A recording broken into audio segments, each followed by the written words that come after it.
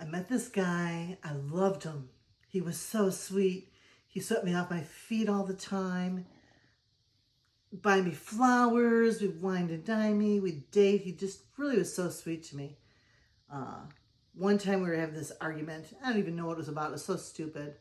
But I was just kind of arguing with him, and all of a sudden in the middle of it, he just says, "Will you marry me?" And it was just like, oh, it's like in the movies. I'm like, sure. And I didn't even know what the argument was about. We didn't even talk about it. But anyway, then we actually get married, and literally on the day that we get married, change. There was probably little signs, but I didn't notice them. I was young and naive.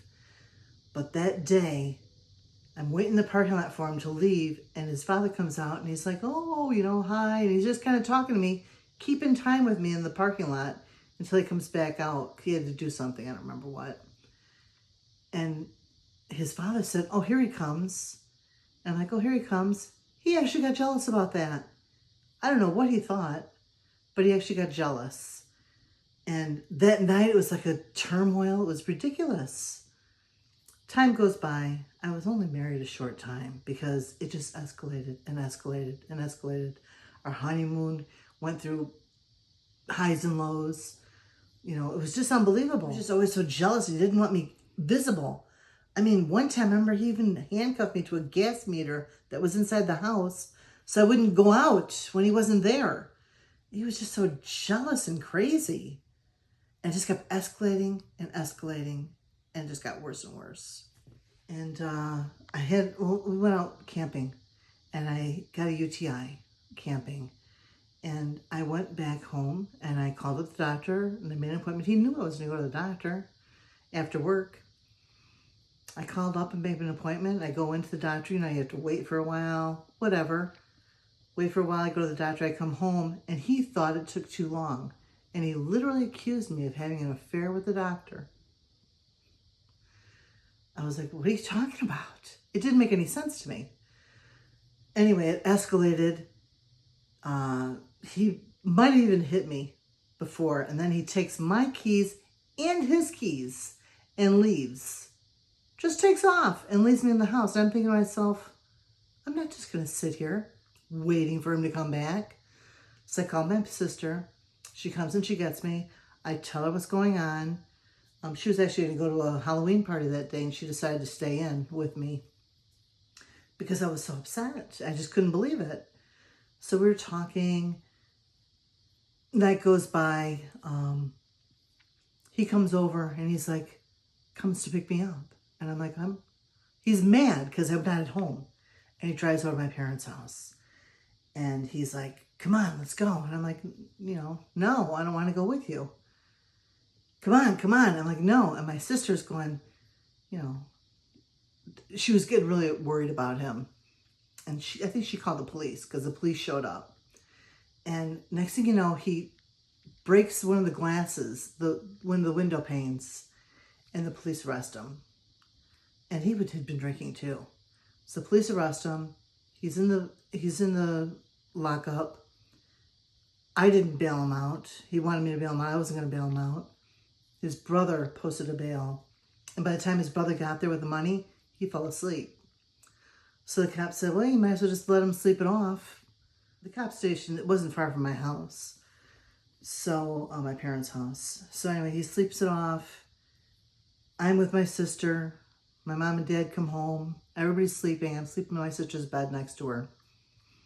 I don't know, about 2 or 3 in the morning, all of a sudden, he's standing over me.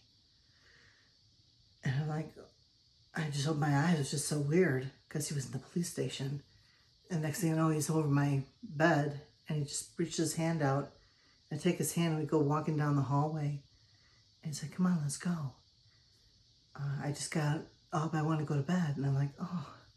And I walked in by the kitchen to kind of look at the clock to see the time. And I remember seeing his face like, a little bit worried because remember they used to have phones on the wall back then.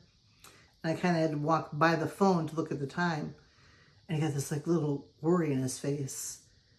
And I kind of noticed it, but I didn't pay any attention to it. And I'm like, well, no, I'm tired. I just want to stay here.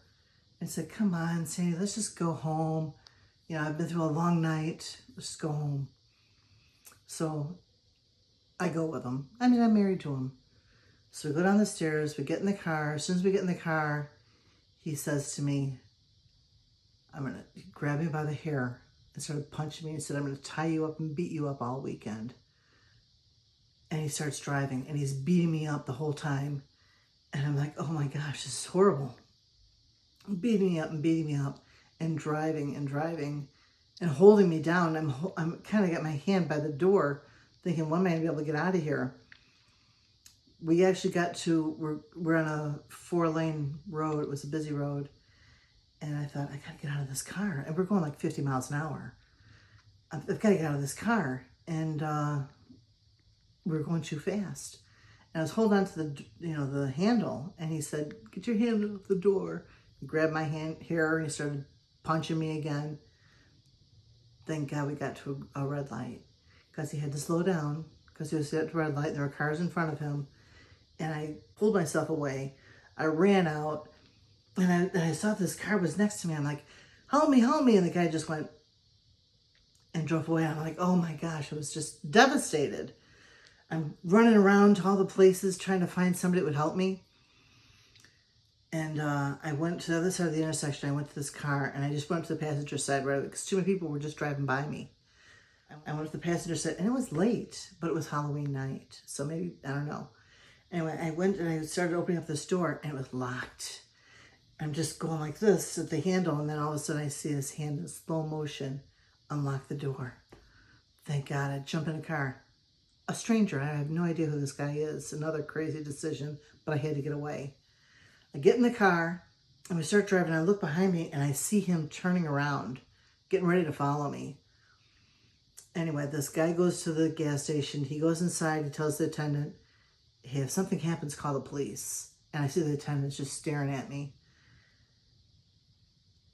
I could feel the blood from all the punching. I could barely see, just dripping down my neck.